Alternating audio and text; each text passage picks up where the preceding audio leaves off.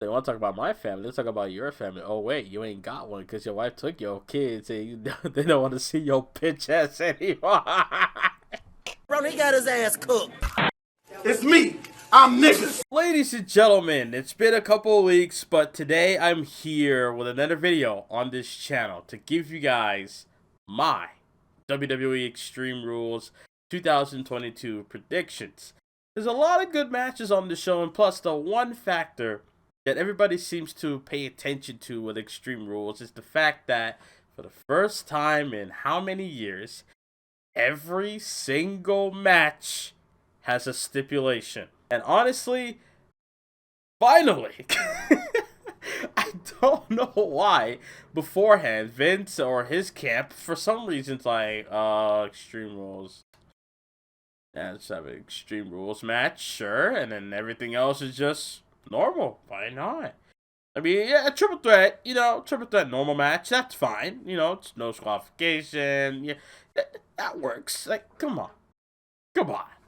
Come on! Anyway, I'm here to give you all my predictions, so let's begin. So let's start with the Extreme Rules match, Liv Morgan versus Ronda Rousey. I can't believe that WWE got me to love Ronda Rousey again, because before, when she came back at the Rumble, I was hyped. I was like, yeah, fuck yeah, she won, let's go. I was ready for it. And then SmackDown happened. The following SmackDown after Royal Rumble, where she spoke, said nothing, no emotion, no charisma, nada. She was just vanilla pretty much. And then week after week, still the same old Ronda, right? And then I guess finally they were like, hey. They kind of fuck with you, so you kind of gotta be a face. you gotta be a face. You can't be a heel and then they're cheering you. I mean, we're not doing that with you. Like, it can't be wishy-washy. Tell it yes, no. Like, it can't be maybe. Like, it's gotta be yes, no. After that, I was like, okay, Ronda, whatever, right? She defends the title. I forgot who she defended against that Money in the Bank. I genuinely forgot. I'm not willing to look up either. But either way, Liv Morgan cashed in Money in the Bank. Took advantage of Ronda's bad ankle, I believe. And then won the match with a roll-up. 1, 2, 3, new champ. Everybody was hyped. Everybody was like, yes, sir, let's go.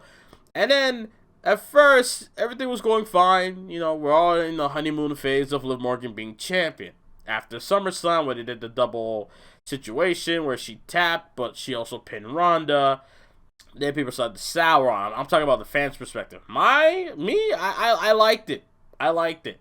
It calls for another match. Also, there's more story with it. Ronda Rousey's like, hey, I want a rematch, yada, yada, yada. Then she got suspended for beating up officials, etc.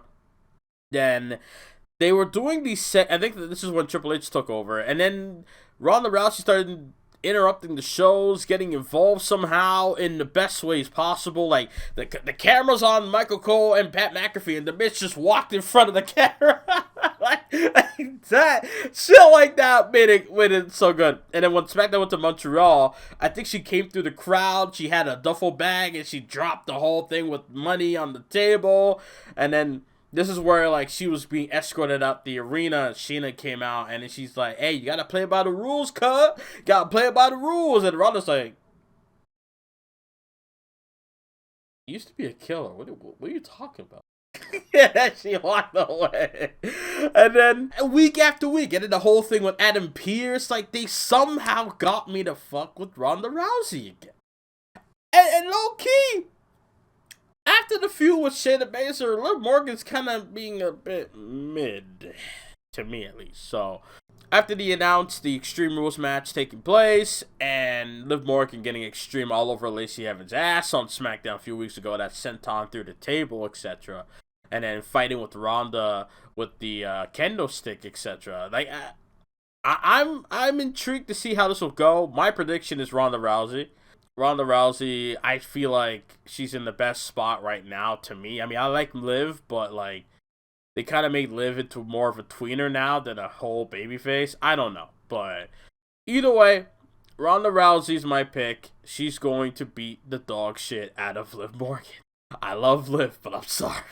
Next match is Drew McIntyre versus Karrion Kross in a strap match. WWE has a weird history with strap matches. It's either you're tied to a wrestler and then you gotta tap the four corners. I hope that's not the case here. I really hope it's not. They better pull what they did with The Fiend, Bray Wyatt, and Daniel Bryan at the Royal Rumble 2020, where it was just them two tied to each other with a strap, and they beat the dog shit out of each other, and they win by either pinfall or submission. I hope to God that's the case. I don't want to see McIntyre or Cross. They don't look like the type of people where you gotta tap four buckles to get the win. Like, it doesn't. No.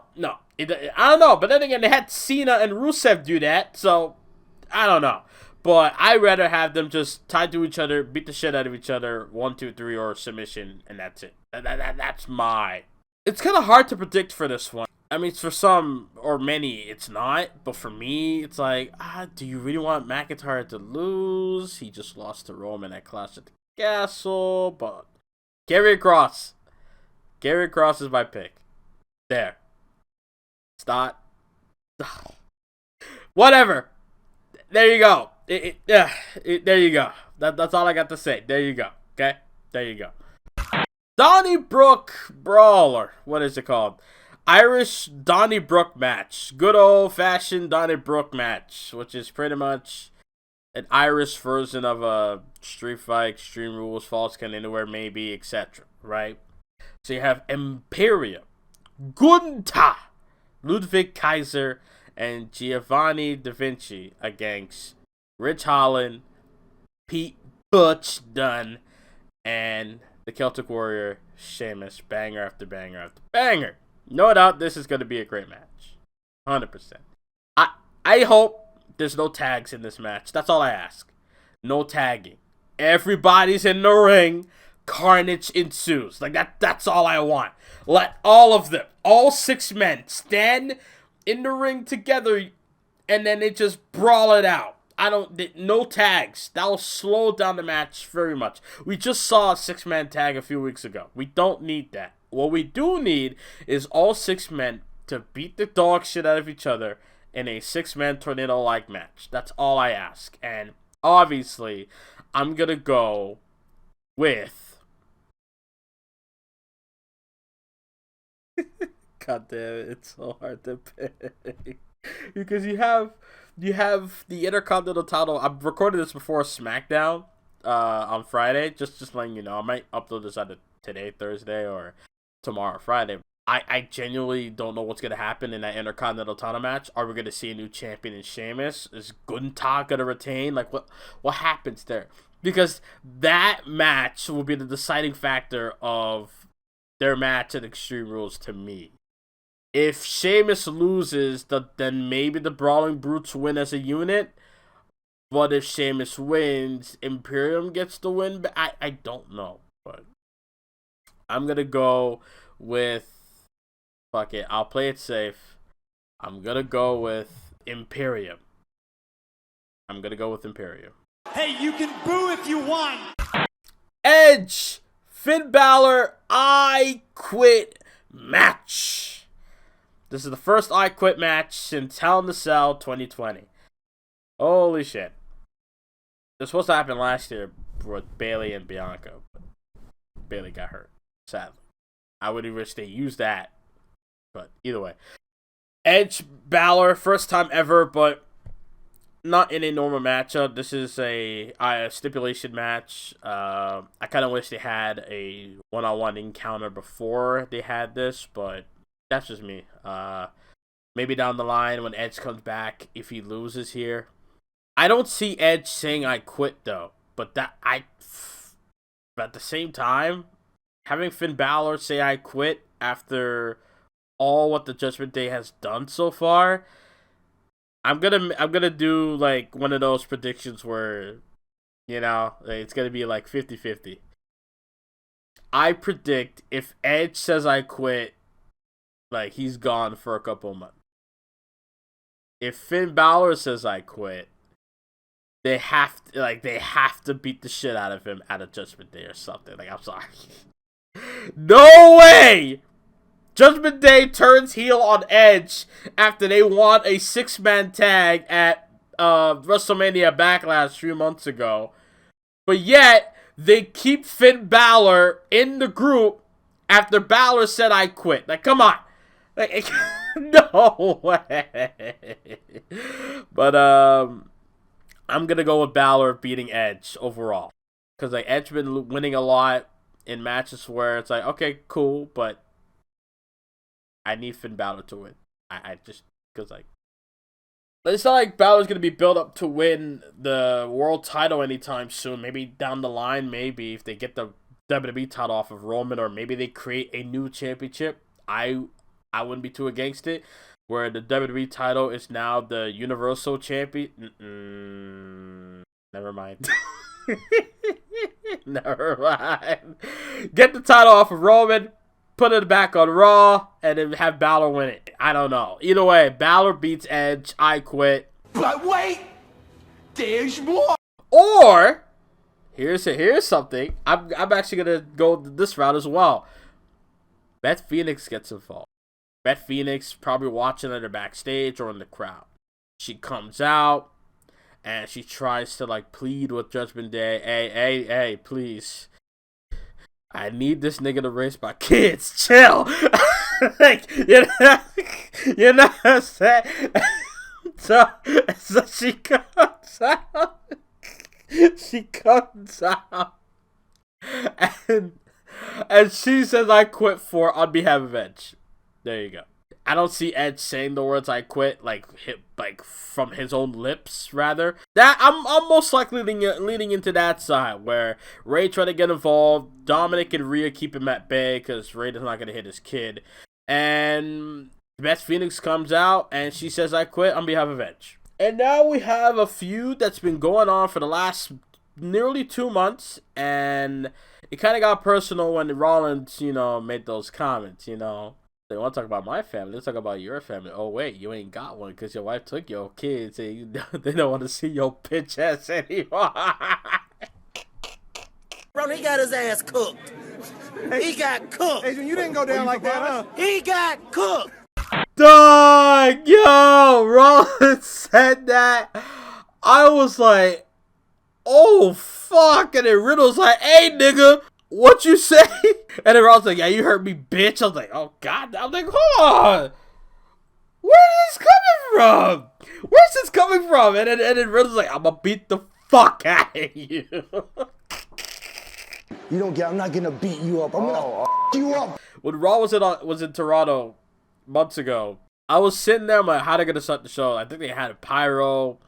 And then the cameraman ran. They stopped the pyro. The cameraman ran into the backstage. And they're brawling. They've been brawling for weeks.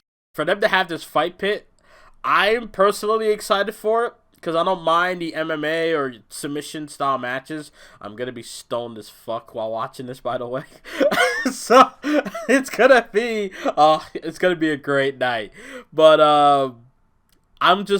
the one thing I don't want out of this match is that it main events the show. Why?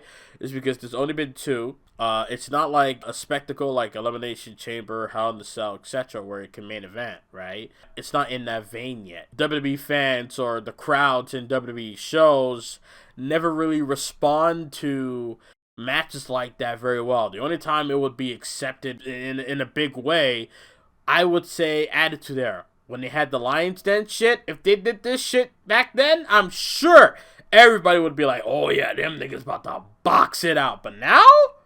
I don't know. So I wouldn't have this main event the show.